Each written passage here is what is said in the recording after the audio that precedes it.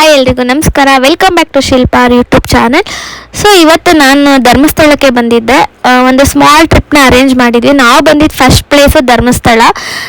Complete ಎಲ್ಲದನ್ನು capture ಮಾಡೋಕ್ಕಾಗಿಲ್ಲ. ಅಲ್ಲಲ್ಲಿ ಸ್ಮಾಲ್ ವೀಡಿಯೋಸ್ನ ಕ್ಯಾಪ್ಚರ್ ಮಾಡಿ ಅಪ್ಲೋಡ್ ಮಾಡಿದ್ದೀನಿ.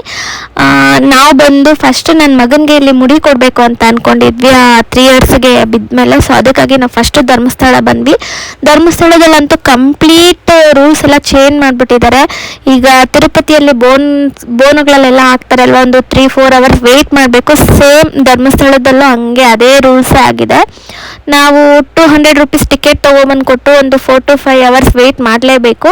ಇಲ್ಲ ಫ್ರೀಯಾಗಿ ದರ್ಶನಕ್ಕೆ ಹೋಗ್ತೀವಿ ಅಂದರೆ ಒಂದು ಆಲ್ಮೋಸ್ಟ್ 6 to 7 ಅವರ್ಸ್ ವೆಯ್ಟ್ ಮಾಡಬೇಕು. ಅದಕ್ಕೂ ಇದಕ್ಕೂ ಒಂದು 2 ಅವರ್ಸ್ ಡಿಫ್ರೆನ್ಸ್ ಇರುತ್ತೆ. ಆ್ಯಂಡ್ ಧರ್ಮಸ್ಥಳಕ್ಕೆ ತುಂಬ ಸಲ ಬಂದಿದ್ದೀನಿ. ಪ್ರಸಾದ ಮಾತ್ರ ತಿನ್ನೋಕ್ಕೆ ಆಗಿರಲಿಲ್ಲ. ಫಸ್ಟ್ ಟೈಮ್ ಪ್ರಸಾದ ತಿಂದೆ. ಅಂತೂ ನಿಜವಾಗ್ಲೂ ಮನ್ಸಿಗೆ ತುಂಬ ನೆಮ್ಮದಿ ಸಿಗುವಂಥ ಪ್ಲೇಸ್ ಇದು. ಧರ್ಮಸ್ಥಳ ಮುಗಿಸ್ಕೊಂಡು ನಾವು ನೆಕ್ಸ್ಟ್ ಹೊರಟಿದ್ದ ಪ್ಲೇಸ್ ಬಂದು ಮಂಗಳೂರಾಗಿತ್ತು.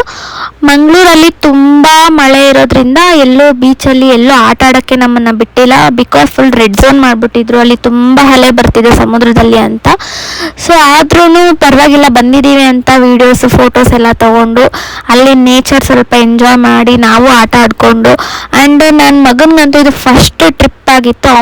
ಅವನ ಖುಷಿ, ಅವನ ಎಕ್ಸೈಟ್ಮೆಂಟು, ಅವನ ಮಮ್ಮಿ ಇಲ್ಲೇ ಇರೋಣ, ಎಲ್ಲೂ ಹೋಗೋದು ಬೇಡ, ಅಂದರೆ ನೀರಂದರೆ ತುಂಬ ಇಷ್ಟ, ನೀರೆಲ್ಲ ಆಟ ಆಡ್ಕೊಂಡು ಇದ್ಬಿಡೋಣ ಅಂತ ಅಲ್ಲೇ ಫುಲ್ಲು ಆಟ ಆಡಿಕೊಂಡು ಅವನಿಗೆ ಸ್ವಲ್ಪ ಅಲ್ಲಿ ಟೈಮ್ ಸ್ಪೆಂಡ್ ಮಾಡಿಸಿ ನೆಕ್ಸ್ಟ್ ನಾವು ಬಂದಿದ್ದೆ ಮಂಗಳೂರಲ್ಲಿ ಫಿಶ್ ಊಟ ಮಾಡೋಕ್ಕೆ. ಸೊ ಮಂಗಳೂರಿಗೆ ಬಂದು ಫಿಶ್ ಊಟ ಮಾಡಿಲ್ಲ ಅಂದರೆ ಚಾನ್ಸ್ ಇಲ್ಲ. ಸೊ ಫಿಶ್ ಊಟ ಮಾಡಿಕೊಂಡು ನೆಕ್ಸ್ಟ್ ನಾವು ಯಾವ ಪ್ಲೇಸ್ಗೆ ಹೋದ್ವಿ, ನೆಕ್ಸ್ಟ್ ಎಲ್ಲಿ ಹೋಗಿದ್ವಿ ಅಂತ ಅದು ನೆಕ್ಸ್ಟ್ ವೀಡಿಯೋದಲ್ಲಿ ಅಪ್ಲೋಡ್ ಮಾಡ್ತೀನಿ. ಅಲ್ಲಿವರೆಗೂ ವೆಯ್ಟ್ ಮಾಡಿ.